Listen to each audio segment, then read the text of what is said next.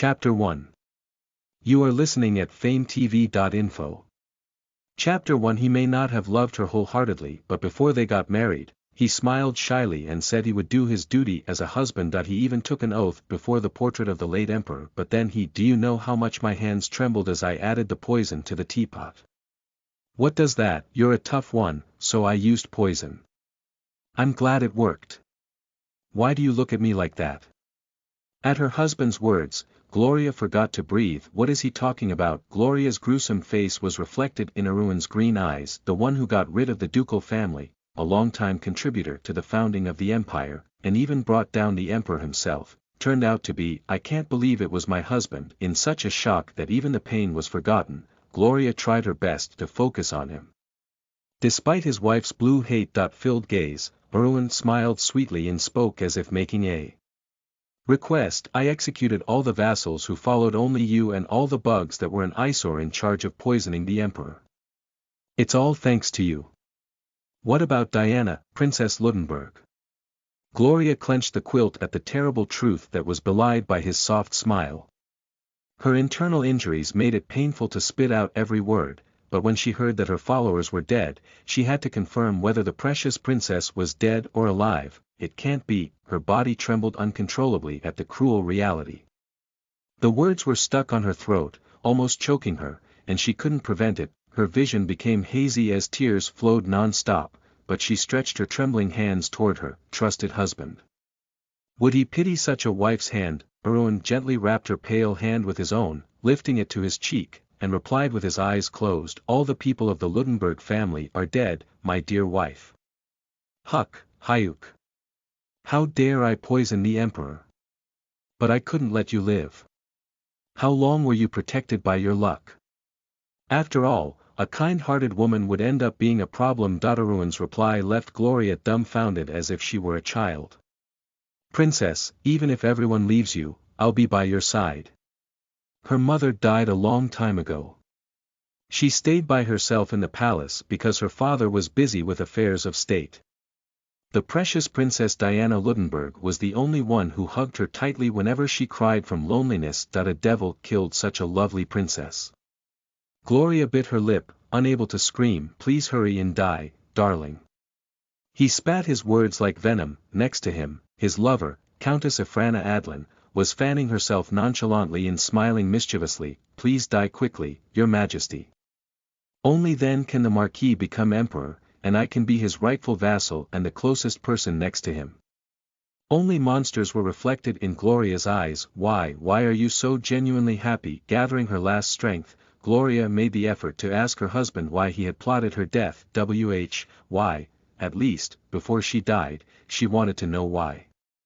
Why did he do this? Did he at least think his wife, who breathed out heavily and gasped, looked pitiful? Erwin answered, carefully brushing back Gloria's hair from her forehead. Being the emperor's husband, I hated it so much that I wanted to die. What? Gloria's eyes widened at his words, and she began to shake violently. I'm proud to be your husband. That's what he said as he kissed her tenderly on their first night. He clicked his tongue at his wife's incredulous expression. Not only am I trusted by the people of the empire, but I also have a higher approval rating from the nobles, right? I should have become the emperor before you. Who knows nothing, so you just have to die and disappear into history, your majesty. As her husband kissed her forehead tenderly, Gloria's vision began to dim. Her soul screamed desperately over the betrayal, but her body barely breathed. This gentle and capable man was ultimately destined to become the emperor. That was his goal from the beginning. You destroyed the Duke of Ludenberg, and now even me. Her vision slowly darkened. Covering her eyes with his hand, her husband said, now, please die. That way, you'll be able to see the late emperor. It took me so long to send him away, too. Ah, but don't worry, I'll take care of it. I'll put you in a good place next to your loved ones. Gloria clenched her fists tightly at her husband's words, as if it were comforting to hear that father and daughter didn't die easily. You damn bastard. Wasn't my life enough? Why did you kill my father? You filthy devil disguised as a man. She wanted to kill her husband somehow. At least spit on his face or slap him. If I had the slightest bit of energy, I'd cut this hand off. However, Gloria, who couldn't move as if her whole body was bound, eventually just shed tears, misery, betrayal and revenge. Tears of blood dotted with anger, and like that, the 23rd Emperor of the errant empire, Gloria Blake Virant, was erased from the world. Without mercy, at the hands of Arun Labasai, Grand Duke of Barrand, her trusted husband. That it was unfair, she burst out laughing, thinking about how she died at the hands of her trusted husband. Is this how it ends? It was amazing. She was speechless and shouted her betrayal at the same time. But more than that, a great hatred crushed her soul, and she couldn't overcome it. If I go back to that time, I will take revenge on that man. For sure. I will destroy him by any means and methods.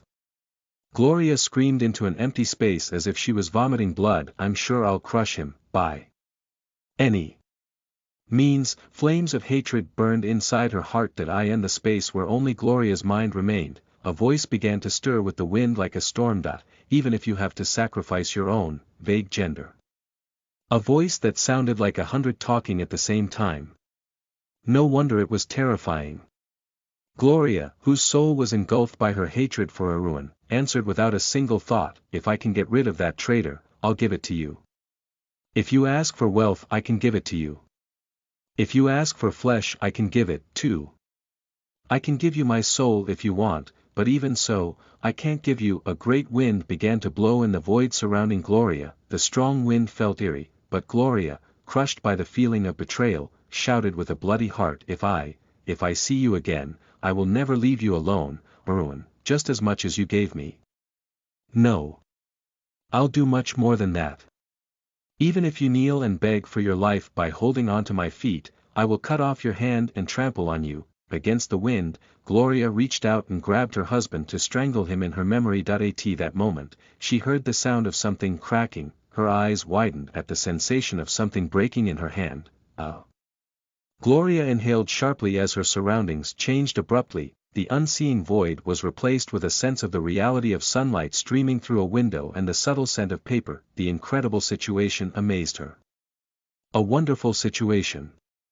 Without realizing it, something rolled off her hand, which was surprisingly weak. That it was a broken pen. Why is this, Your Majesty? Right then, before her, she heard a terrible voice calling out to her as she stared at the desk, dumbfounded. Now that I know the truth, hearing the man's voice she never wanted to hear again, Gloria slowly raised her head. In front of her, there was no one but Arun. Gloria jumped from her seat at the sight of her husband. She had awakened in a hurry. Gloria gritted her teeth when she saw the man who, smiling, was holding her hand after having pushed her to death. I will die of rage. Having to see your damn face after death, bastard. Her anger soared to the point of making her dizzy, but at the same time, she couldn't believe the situation. Please die, darling. Those words lingered in her ears. If concerned by her appearance, Arun asked in a worried voice, Have I done anything to offend you, Your Majesty? Something to offend? At Arun's words, Gloria pursed her lips. She never wanted to see him again. She vowed to twist his neck the moment she saw him again, and now was the opportunity. It doesn't matter if it's a dream or reality. With a twisted smile, she eyed him as if he were prey, as if she was about to jump and bite his neck. If surprised by the sudden hostility, Arun's face was tinged with bewilderment. Your Majesty. Was it because she lost her mind due to hatred? Gloria roughly grabbed Arun's collar and pulled him closer. His face was distorted in confusion. She snorted. Realizing that Gloria had no intention of releasing him, Arun tried to appease her. Your Majesty, I don't know what's going on, but please calm down first. Arun Labasai. Yes, Your Majesty. He answered back immediately. Gloria slowly raised her fist at the murderer caught in her hand. Your Majesty, don't tell me. As she clenched her fists so hard to the point her knuckles turned white, blood trickled down from Arun's face. Gloria smiled at her ex-husband, who was busy rolling his eyes warily. Now, I'll return those words to you. Pardon. Please die, darling. TL/N, Gloria is called Emperor simply because she's the one who rose to the throne. If we consider the power is in the hands of male figures, calling her empress would be an understatement, as the emperor has more power since he is the rightful ruler of an empire. On the other hand, her husband is called emperor's husband, or Grand Duke, since he earned that title by marrying Gloria, but he, originally, was a marquis. Listen to the full novel at FameTV.info, direct link in the description.